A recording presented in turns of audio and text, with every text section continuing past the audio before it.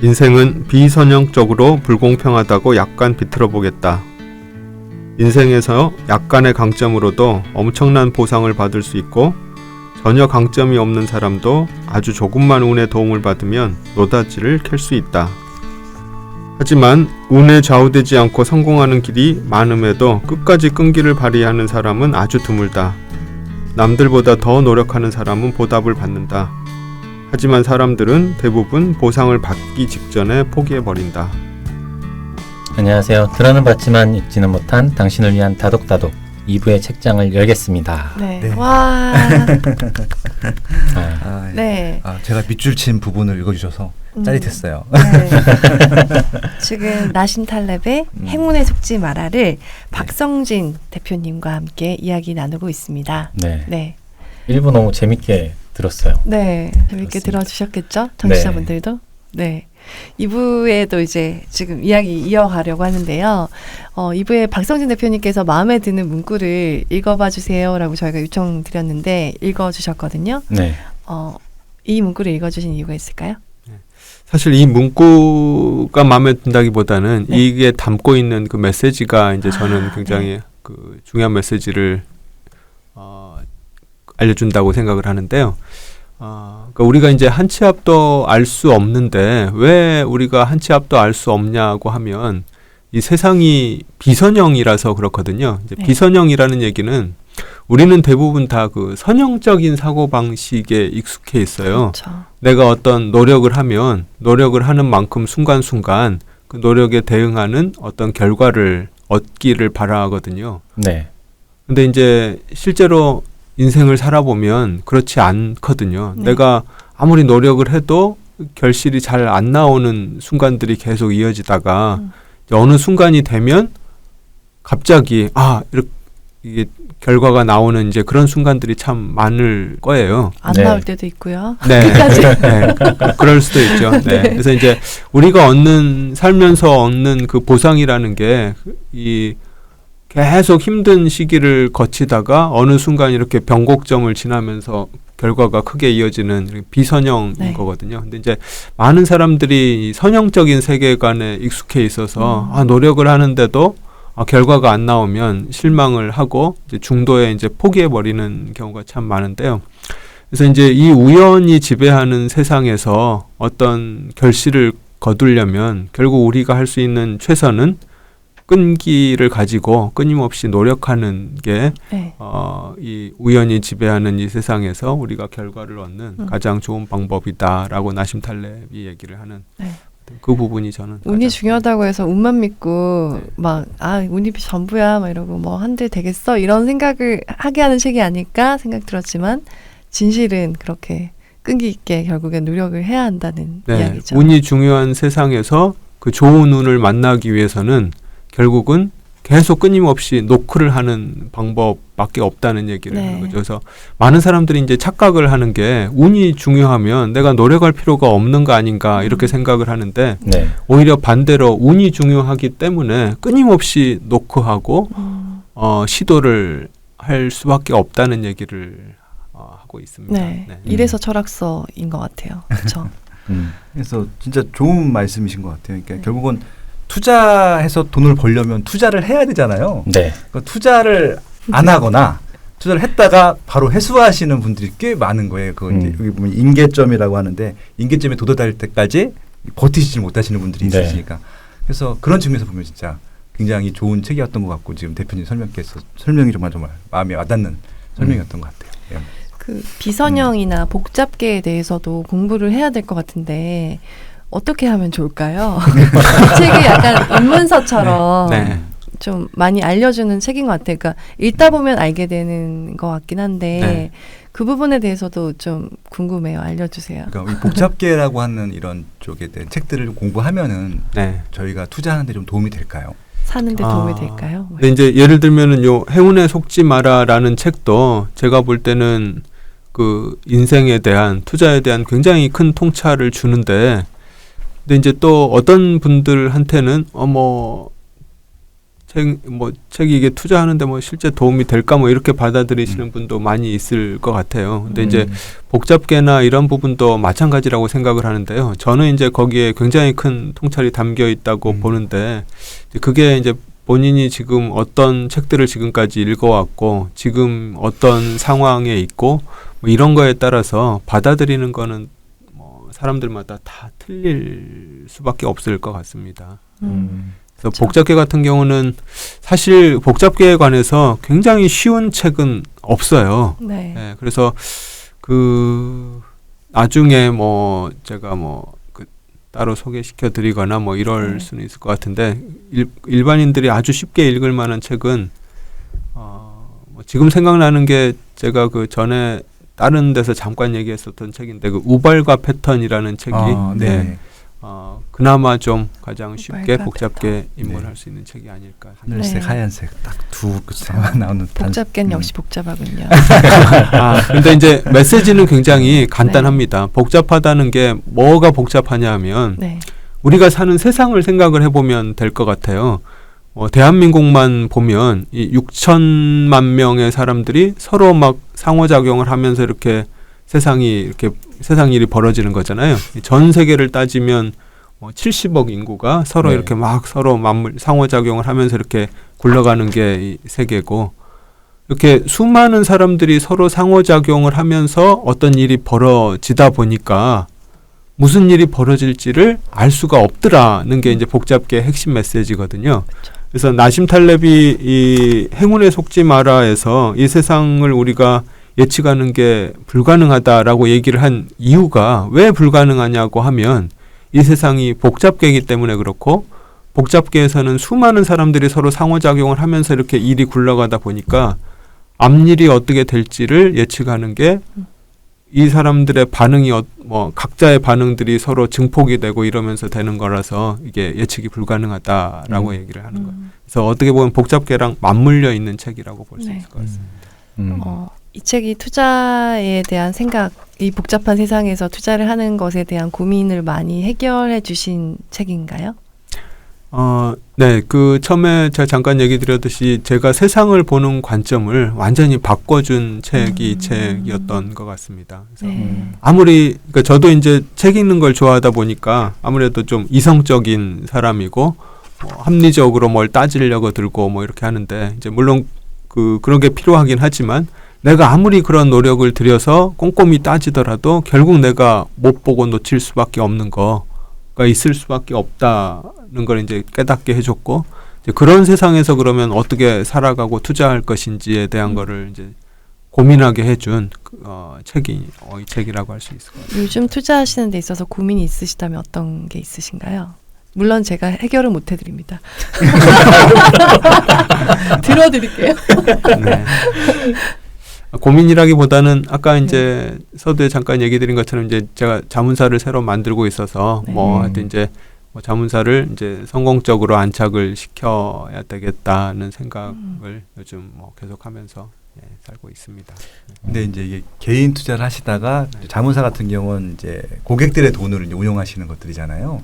이게 좀 다르잖아요, 마음가짐이.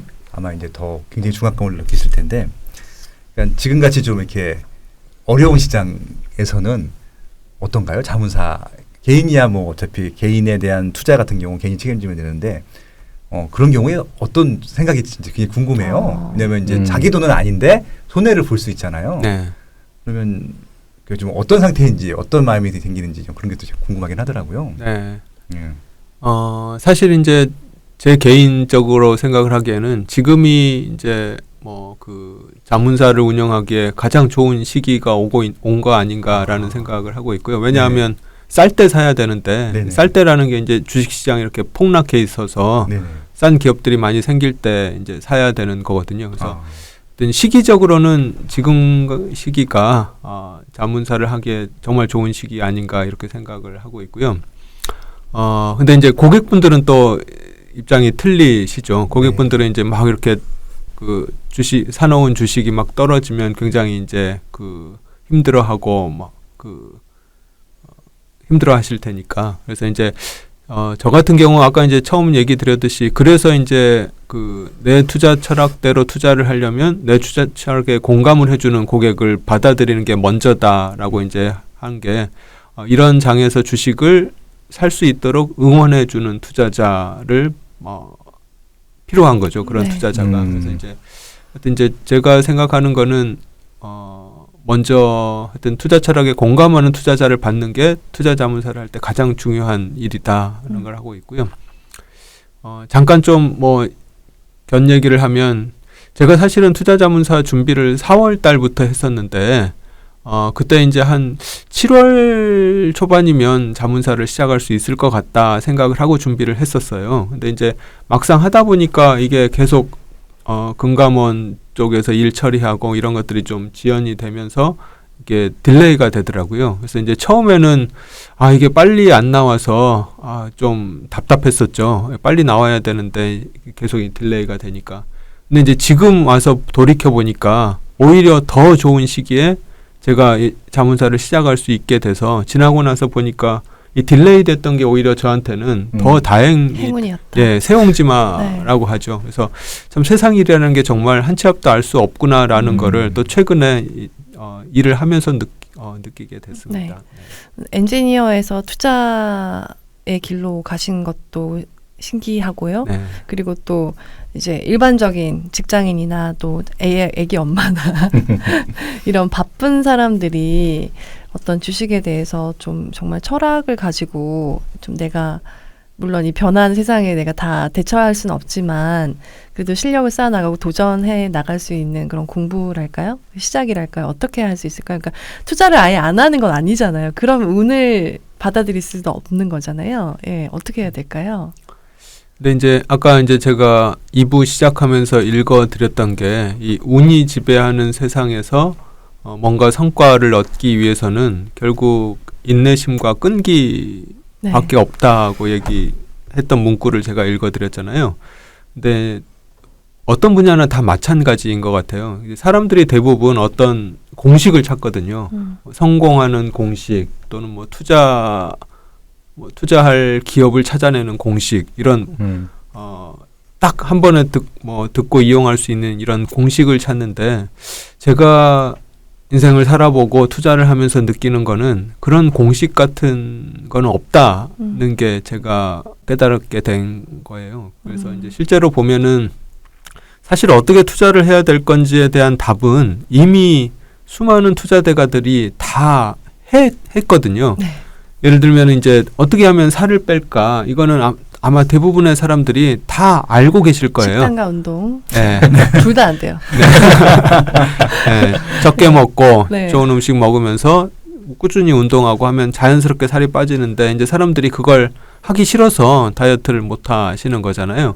투자도 마찬가지인 것 같아요. 사실 어떻게 투자를 해야 될 건지는 이미 사람들이 다 듣고 정답을 저는 알고 계실 거라고 생각을 해요. 근데 이제 그거를 지키기가 너무 힘든 거라고 저는 생각을 하는데요. 근데 이제 투자의 그 지름길은 없다고 생각을 하고 있고요. 그래서 이제 기본이 되는 게 일단 공부를 많이 해야 된다. 그래서 일단 책을 좀 많이 읽으셔야 될 것 같고요. 그래서 이제 요즘은 저희 팟캐스트에서도 투자하셨던 분들이 꽤 많이 나와서 여러 책들을 소개해 주셨던 것 같은데요. 네. 이렇게 좋은 책들을 찾아서 일단 내공을 쌓으시고 또 투자라는 게 책만 읽어서 되는 게 아니거든요. 네. 이게 수영 배우는 거랑도 비슷해요. 수영을 하려면 이게 물속에 들어가서 직접 막 물속에서 허부적거리면서 이렇게 수영을 배워야지 책만 읽고 수영을 배울 수는 없잖아요. 뭐 수영하는 법에 대한 책이 있긴 하지만 그래서 투자도 마찬가지로 이렇게 대가들이 쓴 책을 읽고 그다음에 이제 그걸 가지고 실제로 투자를 해봐야 돼요. 근데 이제 처음에 투자를 할 때 이제 조그만 금액으로 그래서 투자를 해야 되는 거죠. 내가 여유 자금이 1억이 있다 하면 1억을 가지고 투자를 할 게 아니고 400만 원, 500만 원, 이런 1000만 원, 이렇게 좀 잃어도 될 정도의 돈을 가지고 투자를 하면서 근데 그런 기간이 제가 볼 때는 최소한 2년에서 3년 정도는 걸리지 않은가 생각을 하고 있고요. 그리고 이 투자라는 게 사실 혼자 하기가 좀 굉장히 힘든 부분이 또 있습니다. 그래서 예를 들면 자전거를 탈 때도 동호회 같은 걸 만들어서 이렇게 함께 자전거를 타는 분들이 꽤 많이 있잖아요. 네. 뭐 혼자 타는 것보다 더 자전거 타는 것도 재미있고 수영도 마찬가지고 투자도 마찬가지인 것 같아요. 투자도 나랑 투자 철학이 비슷하고 생각이 비슷한 사람들을 하고 함께 이렇게 시작을 하면 또 좋지 않을까 뭐 이런 생각을 하고 있습니다. 네. 저 대표님 말씀 듣다 좀 궁금해진 게 있는데요. 그러면 처음에 이렇게 투자 공부를 하려는 분들에게 좀 추천해 주실 만한 대표님이 생각하실 때 이 정도는 좀 읽고 하는 게 좋을 것 같다. 그런 책 있으시면 한 2-3권 정도 소개해 주시면 어떨까 싶은데요.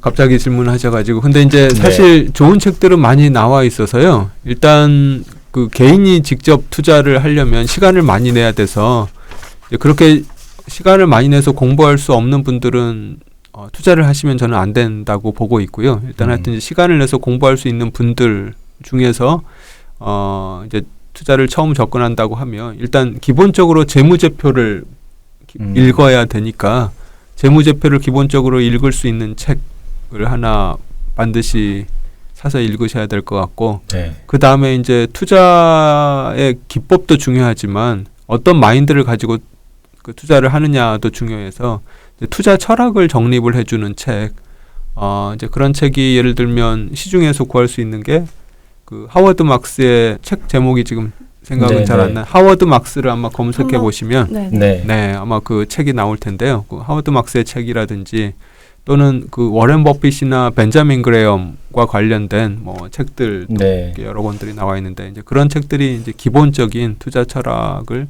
정립해 주는 책이 되지 않을까 싶습니다. 네. 박성진 대표님 일상을 어떻게 보내세요? 루틴이? 저는 뭐 투자하는 거라서 제 이제 기본적인 일이 투자할 기업을 발굴하는 게 제 기본적인 일입니다. 그래서 이제 아침에 출근하고 별다른 일이 없으면 일주일에 한 3일에서 4일은 기업 탐방을 다니는 것 같아요. 그래서 뭐 하루에 한 군데, 많으면 뭐 2군데도 기업 탐방을 다니고요. 그래서 기업 탐방 다니고 또 그 기업 탐방 다니기 전에 이 회사를 많이 조사를 해야 되거든요. 그래서 이제 알고 가서 물어보는 거하고 전혀 모르는 상태에서 가서 듣는 거하고는 차이가 있으니까 그래서 그 기업하고 관련된 여러 뭐 보고서들, 자료들 찾고 검색하고 뭐 읽고 그리고 이제 탐방 가고 탐방 갔다 온 것들 이제 다시 정리하고 뭐 주위 사람들하고 얘기해보고 뭐 이런 일들이 이제 제 주된 일이라고 할 수 있을 것 같습니다. 네. 가면 느낌이 좀 다른가요? 네, 좀 다릅니다. 네. 예를 들면은 그 팟캐스트 하는 요 장소도 이제 그냥 이렇게 팟캐스트 듣는 거 하고 이렇게 막상 들어와서 요런 장소에서 이렇게 팟캐스트가 이렇게 진행이 되는구나 이렇게 와서 보면 좀 다르더라고요. 예. 기업도 마찬가지인 것 같아요. 그냥 이렇게 피상적으로 뉴스나 이런 데서 보는 거 하고 가서 직접 뭐 공장도 보고 뭐 이렇게 하다 보면 이게 예를 들면은 이런 게 있어요. 그 제가 전에 투자했던 기업 중에 시가총액이 한 뭐 1,000억도 안 되는 뭐 한 700~800억 하는 그런 기업이었는데 이런 기업이 무슨 경쟁력이 있을까 싶어서 갔었는데 시가총액이 한 700~800억밖에 안 되는데 그 내부 공장 설비 투자한 규모를 보니까 거의 뭐 엔간한 대기업이 설비 투자한 것만큼 그런 설비 투자 장치를 갖추고 있더라고요. 그래서 이제 그 회사를 가면서 딱 느낀 게 이 회사는 강력한 해자가 있구나.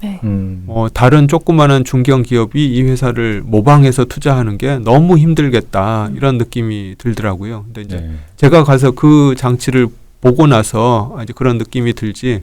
이제 그렇지 않으면 그냥 피상적으로 그 보고서만 읽고 자료만 읽으면 이 회사가 그런 강점이 있다는 거를 제가 느끼기가 아마 좀 힘들었을 것 같습니다.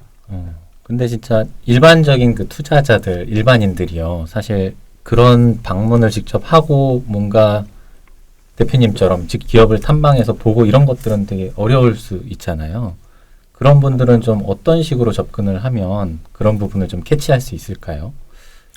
아까 제가 말씀드렸듯이 이제 시간을 낼 수 없는 분들은 직접 개인 투자를 해서는 저는 안 된다고 생각을 하고 있고요. 네. 근데 물론 그런 분들 중에서도 자기가 정말 그냥 일을 하면서 잘 알게 된 기업에 투자를 하는 거는 가능할 수 있을 것 같습니다. 근데 이제 일반적으로 보면 이제 그렇고요.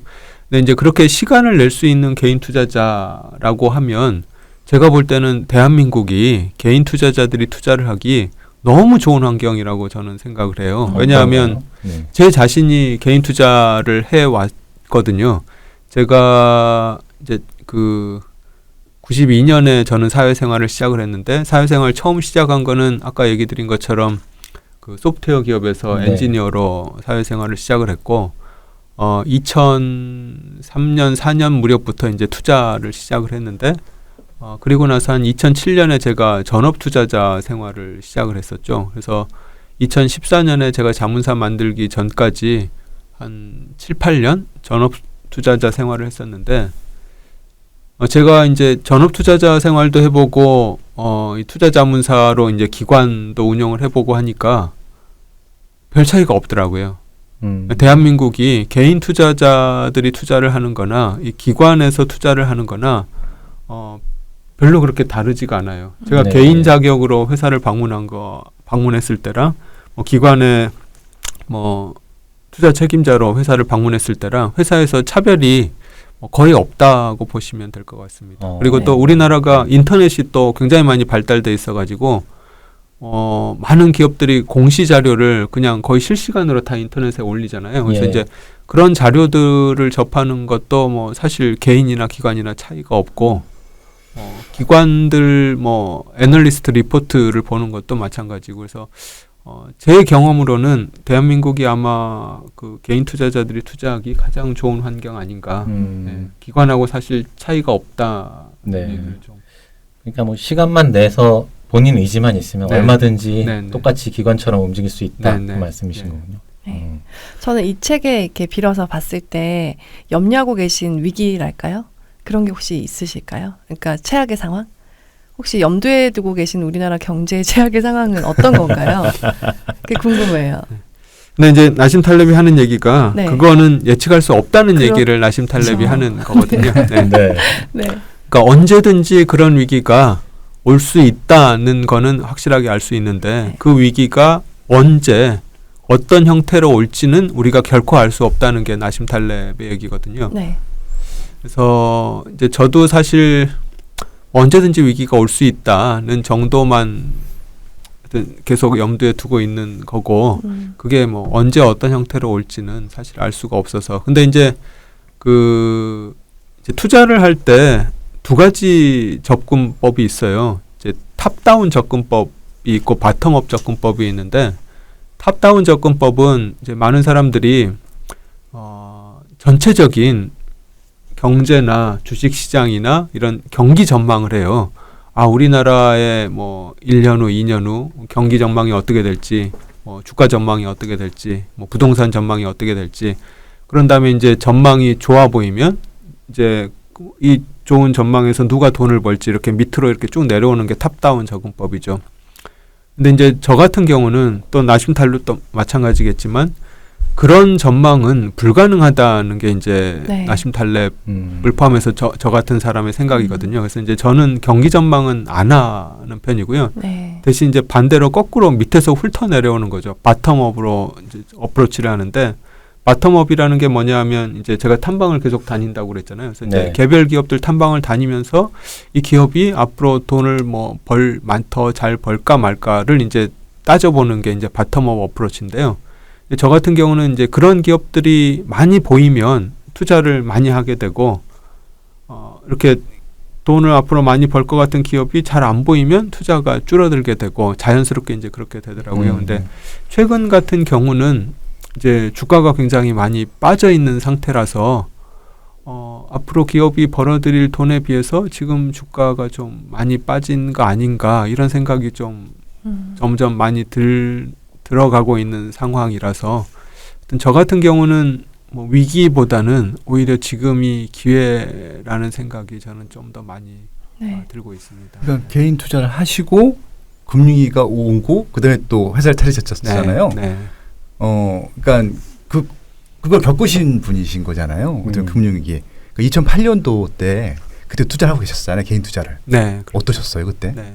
그때 뭐 저도 힘들었죠. 네. 아, 그 2007년에 제가 이제 전업을 한 거거든요. 네. 네. 그 전까지는 이제 직장을 다니다가 투자를 병행하는, 그 어떻게 보면 파트타임 투자자였었죠. 네, 네. 직장 생활하고 투자를 병행하던. 이제 그러다가 이제 이 정도 자산이면 내가 전업을 해도 뭐 굶어 죽진 않겠다 생각이 돼서 이제 2007년에 전업을 했던 건데, 전업하자마자 1년 만에 이제 금융위기가 왔으니까 아이고. 그래서 이제 그때 저도 한 마이너스 30 몇 프로 정도 손실을 봤거든요. 네. 제가 한 20년 좀 안 되게 투자를 했는데 이제 유일하게 제가 손실 본 해가 그 해인데, 그래서 이제 그때는 정말 저도 그렇게까지 많이 하락이 될 줄은 정말 몰랐었고, 나심 탈렙이 말한 블랙스완 같은 상황이 저한테 벌어진 거죠. 그래서 이제 그때 제가 뭐 와이프랑 같이 나 이러다가 이제 다시 직장을 알아봐야 되는 거 아닌가 뭐 이런 생각까지 했었는데, 근데 이제 다행히 하여튼 이제 제가 그래도 어느 정도 좀 되는 자산으로 독립을 해서 하여튼 이제 다행히 이제 그 위기를 극복해낼 수 있었고, 또 이제 그 2008년 금융위기 이후에 곧바로 주식시장이 V자 형태 급반등을 했거든요. 그래서 예. 이제 어떻게 보면 이렇게 V자 급반등을 해주는 바람에 좀 더 수월하게 이겨냈었던 것 같습니다. 더 큰 자산이 되신 거죠, 그래서. 네. 그래서 이제 그게 어떻게 보면은 그 아까도 이제 인생사 세옹지마라는 네. 얘기를 했었는데, 그런 경험이 오히려 더 제가 보수적이고 좀 오래 장기적으로 살아남을 수 있는 투자자가 되는데 더 큰 도움이 됐었던 것 같아요. 만약에 처음 전업을 하자마자 또 승승장구 해가지고 계속 수익을 올렸으면 자만해가지고 이제 다 내 실력 때문에 수익이 났구나 이렇게 생각을 했을 텐데, 오히려 전업 초기에 그런 큰 그 하락을 맞아서 항상 조심하면서 투자를 해야 되겠구나 이런 생각을 갖게 됐다. 갑자기 내일 눈 뜨면 그런 일들이 일어날 수도 있겠다는 생각이 드네요. 네. 네. 무서워라. 근데 딱히 막 투자해 놓은 데가 있어서 와르르 무너질 게 그렇게 크게 없는 것 같아요, 저는. 저 하나 좀 여쭙고 싶은 게, 네. 보통 투자를 할 때요, 이제 자기가 자본이 충분해서 하는 경우도 있지만, 좀 대다수의 분들은 이제 자본이 부족하다 보니까 레버리지 대출을 많이 활용해서 투자를 하시는 경우도 많잖아요. 근데 이런 투자를 할 때 레버리지를 활용하는 것에 대해서 어떻게 생각하시는지 좀 궁금하고, 한다 하면 한 최대한 뭐 한 요 정도까지는 괜찮을 것 같다, 혹시 이렇게 생각하시는 기준이 있으신지 궁금하거든요. 가급적이면 레버리지는 써서는 안 된다는 게 이제 제 생각이고요. 네네. 하여튼 레버리지는 안 쓰는 게 좋다라고 생각하는 게 좋을 것 같습니다. 그리고 만약에 정말 좋은 기회라고 생각을 하는 경우에도 레버리지는 하여튼 자신이 감당할 수 있는 수준에서 해야 되는 거죠. 내 자산의 뭐 한 10% 또 안 되는 수준, 하여튼 그런 정도까지는 감당할 수 있지 않을까 싶은데요. 하여튼 가장 이 투자를 할 때 많은 분들이 투자에서 실패하는 가장 큰 이유 중에 하나가 빨리 돈을 벌고 싶은 욕심 때문이거든요. 네. 그래서 이제 조급하게 이제 투자를 하게 되고, 그래서 이제 뭐 한두 종목에 몰빵을 하게 되고, 또 이제 그것도 모자라서 이제 레버리지까지 끌어다가 투자를 하게 되고 이렇게 되는 건데, 하여튼 이제 그게 잘 되면 큰 돈을 벌 수는 있겠지만, 아까 그 나심 탈렙의 핵심 메시지가 세상에 어떤 일이 일어날지 한참 알 수가 없다는 게 이제 세상 일이니까 레버리지는 저는 안 써야 된다 생각합니다. 나심 탈레브는 90대 10으로 이제 안전 자산과 그리고 또 운에 맡기는 네. 그런 위험한 투자를 했는데, 어떤 비율로 하고 계신지 말씀해 주실 수 있을까요? 그 아까 얘기 드렸듯이 이제 나심 탈렙은 그 위기가 왔을 때 그 위기에서 돈을 벌 수 있는 베팅을 10%에 했었는데, 이제 저는 그게 아니고 그런 위기가 와도 견딜 수 있는 기업들을 여러 개 찾아서 그런 기업들의 분산 투자를 하는 거라서, 하여튼 나심 탈렙하고 그 미래는 알 수 없다는 세계관은 공유하지만 그 실제 투자하는 방식에서는 또 이제 갈리는 부분인 것 같습니다. 더 안정적으로 가겠다. 어떤 방법이 전적으로 옳다 그르다라고 얘기는 할 수는 없을 것 같고요. 그건 네. 이제 개인의 투자 스타일에 따라서 네. 좀 달라지는 것 같습니다. 오늘 내용을 준비 많이 해주셨는데 더 이 책에 대해서 해주실 이야기가 있을까요? 네.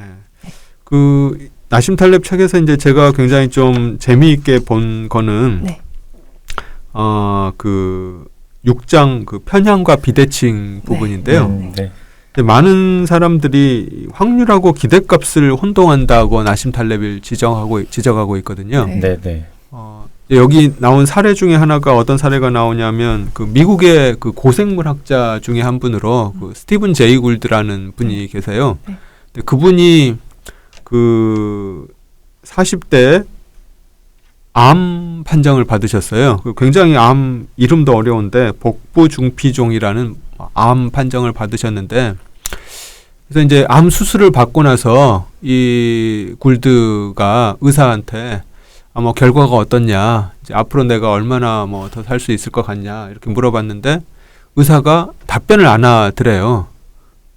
그래서 이제 궁금해가지고 책을 이제 막 찾아봤더니 책에 나온 얘기가 평균적으로 이 암에 걸린 사람들은 수술 후에 8개월 정도가 이제 평균 생존율이다 이렇게 나와 책에서 이제 발견을 하게 된 거죠. 그래서 이제 이래서 의사가 나한테 대답을 안 했구나라고 해서 이제 굉장히 상심해 있는데 이분이 이제 책을 좀 더 살펴본 거예요. 자료를 이제 좀 더 살펴봐서 봤더니 평균으로는 8개월을 살지만 좀 더 들여다봤더니 그보다 이제 더 일찍 죽는 사람도 있는 거죠. 8개월도 안 돼서 일찍 죽는 사람들은 정말 빨리 죽고, 근데 또 반대로 8개월 넘게 산 사람들을 보니까 훨씬 더 오랫동안 살더라는 거예요. 네. 10년, 20년도 더 오래 살더라. 그래서 그 차이를 봤더니 건강하고 젊고 빨리 암을 발견해서 수술한 사람들, 이런 사람들은 8개월이 아니라 뭐 10년, 20년 동안 오랫동안 살고, 그게 아니고 좀 건강이 안 좋고 나이 들어서 늦게 암을 발견한 사람들은 뭐 한 몇 개월 만에 돌아가시고 이렇더라는 거죠. 그래서 많은 사람들이 평균이라는 개념에 이 세상이 이 표준 정규 분포에 해당한다고 생각을 해서 이 평균이라는 개념에 굉장히 현혹이 되는데 네. 사실을 봤더니 평균이라는 개념이 굉장히 현혹스러운 네. 개념이더라. 그냥 네, 내가 네. 믿고 싶은 것만 믿게 하는 그런 네. 편향을 갖게 네. 하는. 그래서 이 평균은 아무런 의미가 없더라는 거죠. 네. 그래서 세상에는 수많은 그 다양한 부분들이 있고 평균보다는 그 내가 처한 구체적인 상황이 어떤 상황이냐가 더 중요한데, 이게 이제 주식시장도 마찬가지인 것 같아요. 사람들이 이제 주식시장 하면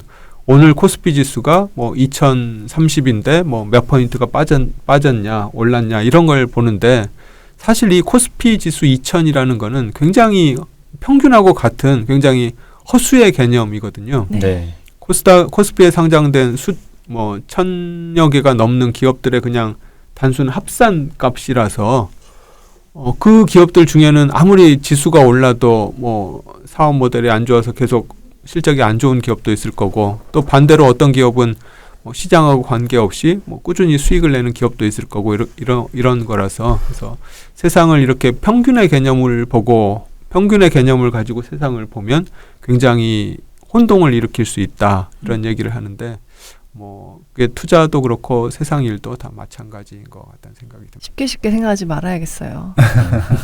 그러니까 제가 단순화하는 거를 조심하라라는 얘기도 그런 맥락에서 하고 계신 것 같아요. 네. 이 그게 평균이라는 게 책에- 명확하니까. 책의 나심 탈렙도 단순화할 것들을 단순화해야 하는데 그 정도로 단순화하면 안 되는 것들을 너무 단순화한다고 엄청 욕을 하더라고요. 네. 굉장히 말씀이 이렇게 과격하세요. 그래서 근데 그렇게 또 하면 되게 안 된다고. 옳은 말인 것 같아요. 네. 실제 현실에서는 매력 그게 더 있어요. 맞는 매력 말 있어요. 같고. 네. 네. 벌써 또 시간이 이렇게 많이 흘러가서 네. 네. 되게 참 아쉽지만 또 마무리할 시간이 오고 있는데요. 네. 근데 이제 이 책을 읽고 나니까 블랙스완도 하고 싶다는 생각이 갑자기 드네요. 그렇죠. 네. 네. 네. 그리고 그 안티프레질? 안티프레질. 네. 예, 두 번 더 나오실 수 있죠, 형님. 바쁘신데. 네. 저희가 하고 싶은데 네. 저희 능력으로 안 될 것 같아서. 두 달에 한 번씩 정도. 네. 네. 현명한 투자자의 인문학도 번역하셨죠. 예. 네. 저희가 그 책도 한번 다뤘었거든요. 네. 네. 김철광 네. 대표가 네. 썼죠. 그 책도 너무 좋았었어요. 잘 읽었습니다. 네. 번역하느라고 힘들었습니다. 예. 네. 제가 그 책 번역하고 나서 다시는 번역해서는 안 되겠다는 생각. 근데 이번에 또 하셨잖아요. 책은 혹시 안 쓰세요? 아, 네. 아직 뭐 대표님. 제 능력이 아직 안 돼서. 네. 아, 겸손의 겸손하세요. 말씀을. 저 그리고 대표님 궁금한 게 있는데요. 만약에 이제 대표님의 철학에 동의하는 투자자인데 저희 청취자분들 중에 있을 수 있잖아요. 그런 분들이 어디로 어떻게 연락을 드리면 되나요? 그거는 그냥 인터넷으로 아마 네. 검색을 해보시면 뭐 나오지 않을까 예, 싶습니다. 이연 네. 투자 자문. 이연 투자 자문으로 검색을 하면 될까요? 네, 뭐 네, 네. 알겠습니다. 많은 분들이 굉장히 좋아하세요. 아마 네. 오픈하시게 되면은 음. 바로 마감되실 것 같아요. 아, 네. 알겠습니다. 네. 저는 그동안 정말 다루고 싶었던 나심 탈렙의 책을 다뤄서 되게 기뻤고요. 박성진 대표님께서 정말 잘 설명해 주셔서 더 이 책에 대해서 많이 이해하시고 또 알게 되셨을 것 같아요. 그래서 이 책 추천해도 부족함이 없는 책인 것 같고요. 제가 처음에 그 총평한 대로 정말 생각의 패러다임이 바뀌는 그런 책인 것 같아요. 그래서 특히 저같이 좀 뭐랄까 저는 예술을 전공을 했거든요. 그래서 좀 감성이나 감각에 좀 의존해서 살아왔던 사람들은 이런 좀 신중함이나 또 꼼꼼함 이런 부분에 대해서도 보수적이지만 그래도 다 생각해 보려는 그런 태도에 대해서 많이 배울 수 있는 책인 것 같아요. 정말 철학책이니까요. 꼭 투자에 대해서 관심이 없는 분들도 읽어보시면 삶에 굉장히 큰 도움이 될 거라고 생각합니다. 네. 네. 행운에 속지 마라. 나심 탈렙의 책 박성진 대표님과 함께 이야기 나눴고요. 다음 주에 재밌는 책으로 또 뵙겠습니다. 네. 감사합니다. 고맙습니다. 감사합니다. 감사합니다.